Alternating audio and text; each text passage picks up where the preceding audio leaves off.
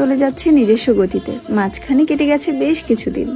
আবিরের ব্যস্ততম দিন কাটছে। এই সপ্তাহে নির্বাচন, তানবীরেরও ব্যস্ততা বেড়েছে 3 গুণ।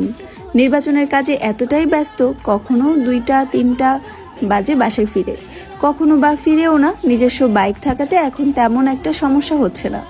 বাইক কেনার পর বাসায় টুকিটাকি সমস্যা হলেও সব কিছু আবিরই সামলে নিয়েছে। আগামী মাসে ঢাকা বিশ্ববিদ্যালয়ে অ্যাডমিশন টেস্ট, তার কিছুদিন পর মেডিকেল পরীক্ষা, কোচিংয়ের ক্লাস শেষ, এখন শুধু মডেল টেস্টের পরীক্ষা চলছে। 10টা থেকে 12টা পর্যন্ত কোচিংয়ের পরীক্ষা হয়। পরীক্ষার পড়া, জান্নাতাপুর পড়া, তার সাথে নিজস্ব পড়ার চাপ তো রয়েছেই। তবে সব কিছুর মাঝেও আবির ভাই যেন মেঘের সমস্ত পৃথিবী ঘিরে রয়েছে। সকাল আর রাতের বেলকনিতে দাঁড়িয়ে আবিরকে দেখা এখন মেঘের অভ্যাসে পরিণত হয়েছে। শুক্রবারটা শুধু ব্যতিক্রম। তবে শুক্রবারে মেঘের নাস্তা খেতে যাওয়ার আগে চুপি চুপি আবির ভাইয়ের দরজা পর্যন্ত এসে আবির ভাইকে দেখে যায়। ধরা পড়ার ভয়ে রুমের ভেতরে ঢুকে না। আজ আবিরের অফিসে মিটিং আছে। রেডি হয়ে কোনো রকমে হালকা নাস্তা করেই বেরিয়ে পড়েছে। প্রথমে বাবার অফিসের কাজ শেষ করতে হবে। 12টায় মিটিং টাইম দিয়েছে। 11:50 নাগাদ আবির নিজের অফিসে পৌঁছেছে। রাকিবের পার্সোনাল সমস্যার জন্য এখনো অফিসে আসতে পারেনি। আবির রাকিবকে কল দিয়ে জিজ্ঞাসা করেছে, কই তুই? আমি কি ওয়েট করব নাকি মিটিং শুরু করব? রাকিব জ্যামে আটকে আছে। ঢাকা শহরের জ্যাম মানে লাগছে তো লাগছেই, শেষ আর হবে না। রাকিব ঠান্ডা স্বরে বলল, তুই শুরু কর, আমি কাছাকাছি আছি, আসতেছি। আবির আর কথা বাড়ায়নি। জাস্ট 12টায় মিটিং শুরু করেছে। 2 মিনিটও হয়নি কথা শুরু করেছে। এর মধ্যে টেবিলে রাখা মোবাইল ফোনে ভাইব্রেশন হচ্ছে। বিরক্তিতে কপাল কুঁচকে ফোনের দিকে তাকাতেই রীতিমতো আশ্চর্য হয়ে গেল।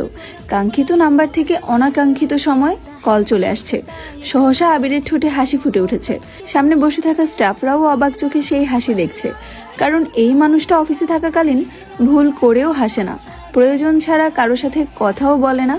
গোমরা মুখ মানুষের হাসি এত সুন্দর হয়, তারা হয়তো সেটা ভেবেই চেয়ে আছে। আবির ফোন হাতে নিয়েছে। ফোনের স্ক্রিনে নাম ভেসে উঠেছে, হৃদয় হরিণী, সাথে একটা হাস্যোজ্জ্বল ছবি। নাম্বারটা আরও 1 বছর আগে থেকেই সেভ করা ছিল আবিরের ফোনে, কিন্তু প্রথমবার কল আসছে। আবির সবার উদ্দেশ্যে এক্সকিউজ মি বলে কলটা রিসিভ করে। বুকের ভেতর হৃৎপিণ্ডটা খুশিতে ধুকপুক করছে। আবির কিছু বলার আগেই ওপাশ থেকে কান্নার শব্দ ভেসে আসছে। 1 সেকেন্ডেই আবিরের হাসি গায়েব হয়ে গেছে। বুকের ভেতরটা মোচড় দিয়ে উঠেছে। ফোনের ওপাশ থেকে কান্না জড়িত কণ্ঠে ডাকলো, আবির ভাই। এই ডাকে আবিরের হৃদয় ভেঙে চূর্ণ বির্ণ হয়ে যাচ্ছে। কপাল কুঁচকে পুরো কণ্ঠে প্রশ্ন করলো, কি হয়েছে তোর? কান্নার তোপে কথা বলতে পারছে না, ঘন ঘন শ্বাস নিচ্ছে। আবির পুনরায় ডাকলো, এই মেঘ, কি হয়েছে তোর? মেঘ কোনো রকমে বলল, একটা ছেলে আমার হাত ধরে। এতটুকু বলাতে আবার কান্না শুরু করেছে। আবিরের বুকের ভেতর তোলপাড়ের তাণ্ডব চলছে। তীব্র যন্ত্রণা শুরু হয়েছে বুকে। সেই যন্ত্রণা বুক খুঁড়ে খুঁড়ে বেরিয়ে আসতে চাইছে। হৃদয়ের তোলপাড় চোখে ভাসতে বেশি সময় লাগেনি। চোখের কর্ণ পরিবর্তন হতে শুরু করেছে।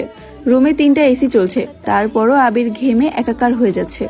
আবির উদ্বিগ্ন কণ্ঠে প্রশ্ন করলো, কোথায় আছিস? মেঘ কাঁদতে কাঁদতে জায়গার নাম বলল। আবির শক্ত কণ্ঠে বলল, আমি আসছি এক্ষুনি। Meeting of. কথাটা বলেই আবির ভীষণ তাড়াহুড়োতে মিটিং রুম থেকে বেরিয়ে গেছে। সবাই আশ্চর্য বনে গেছে। আবিরের চোখে টকটকে লাল হয়ে গেছে। পরনে ব্লেজারটা খুলে নিজের রুমের দরজা থেকে ভেতরে ছুঁড়ে ফেলে বের হয়ে যাচ্ছে। আবিরের পিএস ছুটে এসে ডাকছে, কোথায় যাচ্ছেন স্যার? আজকের মিটিংটা অনেক গুরুত্বপূর্ণ। আবির অগ্নি দৃষ্টিতে চেয়ে বলল, আমার যাওয়াটা এর থেকেও অনেক বেশি দরকার, আটকেও না আমায়। কথার আগে তীব্রতা স্পষ্ট। পিএস চিন্তিত স্বরে বলল, স্যার ওখানে একটু পরে গেলে হয় না? অথবা অন্য কেউ গেলে মিটিংটা আপনি করতে পারতেন। আবির রাগান্বিত কণ্ঠে হুঙ্কার দিয়ে উঠল, কার বুকে এত সাহস যে আমার কলিজায় হাত দিছে? ওই কুত্তার বাচ্চারে না মারলে আমার শান্তি হবে না। এর মধ্যে রাকিব অফিসে ঢুকেছে। আবিরের চিৎকার শুনে ছুটে আসে। আবিরের এত ভয়ঙ্কর রূপ দেখে ভীত স্বরে প্রশ্ন করে, মেঘের কিছু হয়েছে?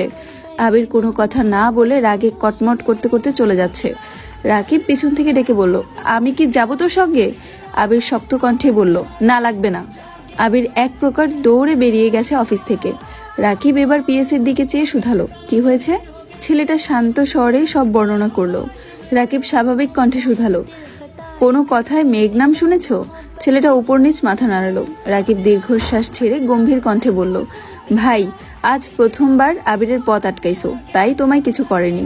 ভবিষ্যতে আর কোনোদিন আবিরকে আটকানোর চেষ্টা করো না, তাহলে ওর সম্পূর্ণ রাগ তোমার উপর ঝাড়বে। আবিরের পৃথিবীর 99.99% জুড়ে শুধু মেঘ, বাকি 1% তার পরিবার, আমরা, অফিস, সবকিছু। যা বলেছে তাই করো, মিটিং অফ রাখো। ছেলেটা ভীতু কণ্ঠে প্রশ্ন করলো, মেঘ কি স্যারের গার্লফ্রেন্ড?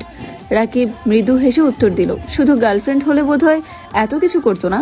আবির বেঁচে আছে শুধু এই মেঘের জন্য, না হয় কবেই এই পৃথিবীর মায়া ত্যাগ করে চলে। ছেলেটা ভীতু কণ্ঠে প্রশ্ন করলো, মেঘ কি স্যারের গার্লফ্রেন্ড? রাকিব মৃদু হেসে উত্তর দিল, শুধু গার্লফ্রেন্ড হলে বোধহয় এত কিছু হতো না। আবির বেঁচে আছে শুধু এই মেয়ের জন্য, না হয় কবেই পৃথিবীর মায়া ত্যাগ করে চলে যেত। ছেলেটা কপাল কুঁচকে তাকিয়ে আছে রাকিবের দিকে। রাকিব তা বুঝতে পেরে স্বাভাবিক কণ্ঠে বলল, সেসব বাদ দাও, কিন্তু ভবিষ্যতে এমন কাজ আর করো না। অন্তত পক্ষে মেঘের ব্যাপারে তো কোনো দিন নাক গলাবাই না, তাহলে দেখবা তুমি আছো কিন্তু তোমার নাক নাই। So be careful. যতটা কুল আর শান্ত আবিরকে দেখো, সে এতটাও শান্ত নয়। রাকিব চিন্তিত স্বরে বিড়বিড় করে নিজের কেবিনে যাচ্ছে। আল্লাহ জানে কোন বিপদে আছে। জ্যামের জন্য মেইন রোড দিয়ে যাওয়া অসম্ভব। অনেকটা রাস্তা ঘুরে আবির ঘটনাস্থলে পৌঁছেছে। মেঘ একটা বেঞ্চে বসে কাঁদছিল। আশেপাশে 2-3টা লোক দাঁড়িয়ে আছে। আবিরকে বাইক থেকে নামতে দেখে মেঘ দৌড়ে গিয়ে আবিরকে জড়িয়ে ধরে হাউমাউ করে কান্না শুরু করেছে। একটা মেয়ের মনের বিরুদ্ধে কোনো কিছু ঘটলে সেটার বহিঃপ্রকাশ ঘটে আপন মানুষের সামনে। মেঘের ক্ষেত্রেও এমনটাই ঘটেছে। আবিরকে দেখে যেন নিজের প্রাণ ফিরে পেয়েছে, তাই সব শক্তি ঢেলে কাঁদছে। আবির এক হাতে হিজাবের ওপর দিয়ে মেঘের মাথা আঁকড়ে ধরে রেখেছে, অন্য হাত মুষ্টিবদ্ধ করে দাঁতে দাঁত চেপে আছে। নিজের সবটা রাগ হজম করে শান্ত স্বরে বলল, কিচ্ছু হবে না, আমি আছি তো, একটু শান্ত হ প্লিজ। কয়েক মুহূর্ত চলে এই বাঁধহীন কান্না। কিছু সময় পর মেঘ বুঝতে পারে এভাবে আবির ভাইকে জড়িয়ে ধরা ঠিক হয়নি। সঙ্গে সঙ্গে মেঘ নিজ থেকে সরে দাঁড়ায়। মেঘের কান্না জড়িত মুখ আবিরের সত্তাকে নাড়িয়ে দিচ্ছে। মেঘের চোখ মুখ ফুলে গেছে, সারা মুখের রক্তচাপ বেড়ে গেছে, যার ফলে গাল, নাক, থুতনি সব লাল হয়ে আছে। আবির দীর্ঘশ্বাস ছেড়ে 2 হাতে মেঘের চোখ মুছে ভারী কণ্ঠে শুধালো, কোন ছেলেটা? মেঘ ঘাড় ঘুরিয়ে তাকালো। আবিরের চোখও সেদিকে পড়েছে। একটা ছেলে গাছে দাঁড়িয়ে আছে, তাকে ঘিরে 4-5 জন লোক দাঁড়িয়ে আছে। আবির কোনো কথা না বলে ছেলের কাছে গিয়ে এলোপাথারি ঘুষি লাথি শুরু করেছে। আচমকা আক্রমণে ছেলেটা বেসামাল হয়ে গেছে। আশেপাশে থাকা 4-5 জন ভয়ে কিছুটা দূরে সরে গেছে। আবিরের রাগান্বিত চাহনি আর মুখ দেখে তারা যেন আটকাতেও সাহস পাচ্ছে না। মেঘ বিস্ময় চোখে আবির ভাইয়ের পানে চেয়ে আছে। আবির ভাইয়ের এই রূপ জীবনে প্রথমবার দেখছে। বাসায় কয়েকবার শুনেছে আবির ভাই মারপিট করেছে, কিন্তু আজ তা নিজের চোখে দেখছে। থরথর করে কাঁপছে অষ্টাদশের ছোট্ট দেহ। ছেলেটার নাক মুখ দিয়ে রক্ত গড়িয়ে পড়ছে, কিন্তু আবির 1 সেকেন্ডের জন্য থামছে না। ছেলেটা প্রথম কয়েকবার আটকানোর চেষ্টা করলেও এখন তার নিথর দেহ পড়ে আছে। এই সময় পুলিশের গাড়ি এসে থামে। 2 জন কনস্টেবল গাড়ি থেকে নেমে দ্রুত এসে আবিরকে আটকানোর চেষ্টা করছে। 4-5 জন লোকের মধ্যে একজন এসপি স্যারের কাছে গিয়ে বলল, স্যার, আমি আপনাকে কল করেছিলাম, কিন্তু হুট করে এই ছেলে এসে এভাবে মারতে শুরু করেছে। এসপি স্যার দ্রুত আবিরের কাছে গিয়ে বলল, থামুন, আপনি এভাবে মারছেন কেন? আমাদের বিষয়টা দেখতে দিন। 2 কনস্টেবল সাথে আরও কয়েকজন লোক আবিরকে টেনে হিচড়ে ছেলেটার থেকে দূরে সরিয়ে নেয়। এসপি স্যার ছেলেটাকে একটু দেখে তারপর আবিরের দিকে তাকায়। সঙ্গে সঙ্গে কপাল কুঁচকে প্রশ্ন করে, তুমি ইকবালের ভাইপো না? আবির তখনও রাগে ফুঁসছে, দাঁতে দাঁত চেপে রাগ হজম করার চেষ্টা করছে, তার সাথে ঘন ঘন নিঃশ্বাস নিচ্ছে। এসপির কথা শুনে ওনার দিকে তাকিয়ে রাগান্বিত কণ্ঠে উত্তর দেয়, জি।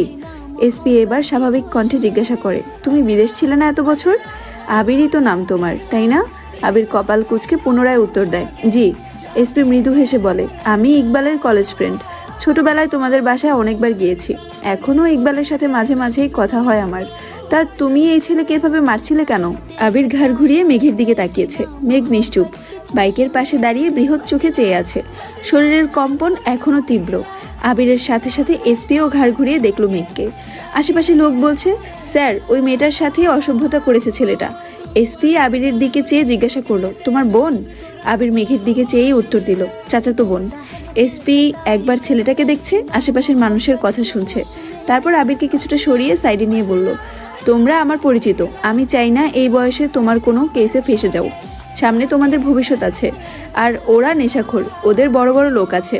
আমরা ওই গ্যাংটারে ধরার চেষ্টা করছি, তাদের ধরতে পারলে এরা কিছুই না। তাই বলি তুমি তোমার বোনকে নিয়ে চলে যাও, বিষয়টা আমি দেখছি। আবির কথাগুলো শুনল, দু হাত এখনো মুষ্টিবদ্ধ করেই কটমট করছে।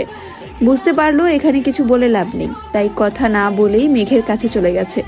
এসপি আর 2 কনস্টেবল আহত ছেলেটাকে নিয়ে থানায় চলে যাচ্ছে। আবিরের এলোমেলো চুল, ঘামে ভেজা শার্ট শরীরের সাথে চেপে আছে।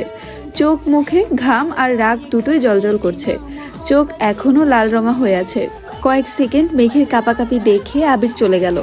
দোকান থেকে একটা পানির বোতল কিনে নিজের চোখে মুখে পানি দিল, সাথে মাথায় কিছুটা পানি ঢেলে রাগ কমানোর চেষ্টা করছে। মেঘের কাছে গিয়ে তপ্ত স্বরে বলল, নে পানি খা।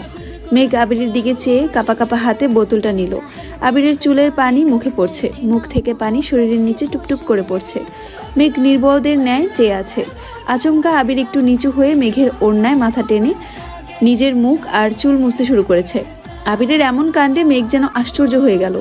আবির চোখ মুখ মুছে পুনরায় মেঘের দিকে চেয়ে শান্ত কণ্ঠে বলল, মনে কর তুই কিছু দেখিসনি, এখন একটু পানি খা। মেঘ ঢকঢক করে কিছুটা পানি খেয়ে দীর্ঘশ্বাস ফেলছে। ছেলেটার আচরণে যতটা ভয় পেয়েছিল তার থেকেও 3 গুণ ভয় পেয়েছে আবির ভাইয়ের পেটানো দেখে। তখনই রাকিব কল করেছে। আবির কল রিসিভ করে ঠান্ডা কণ্ঠে বলল, বল। রাকিব চিন্তিত স্বরে শুধালো, ঝামেলা কি বেশি? আমি আর রাসেল কি আসবো? আবির ভারী কণ্ঠে বলল, না আসতে হবে না, আমি চলে আসবো। তাহলে কি মিটিং ডাকবো? আবির মেঘের দিকে চেয়ে 2 সেকেন্ড ভেবে জানালো, হ্যাঁ আসতেছি আমি। রাকিব চিন্তিত স্বরে পুনরায় প্রশ্ন করলো, মেঘ কোথায়? আবির জবাব দিল, আছে এখানেই। রাকিব মৃদু হেসে প্রশ্ন করলো, মেঘকে নিয়ে আসবে অফিসে? আবির বলল, হ্যাঁ, রাখছি বলে কল কেটে দিয়েছে। আবির ফোন পকেটে রাখতে রাখতে স্বভাব সুলভ ভারী কণ্ঠে শুধালো, এখন বাসায় না গেলে কি খুব সমস্যা হবে? আমার একটা মিটিং আছে, মিটিং শেষ করে তোকে বাসায় দিয়ে আসবো, চল। মেঘ ঘাড় কাত করে সম্মতি দিল। তারপর অফিসের উদ্দেশ্যে চলে গেছে। অফিস গেটের সামনে আসতেই রাকিব আর রাসেল একটা তাজা ফুলের তোড়া নিয়ে হাজির হলো। মেঘের দিকে চেয়ে তোড়াটা এগিয়ে দিয়ে হাসি মুখে বলল, ওয়েলকাম ম্যাডাম। মেঘ কপাল কুঁচকে তাকিয়ে বলল, আমি ম্যাডাম হলাম কি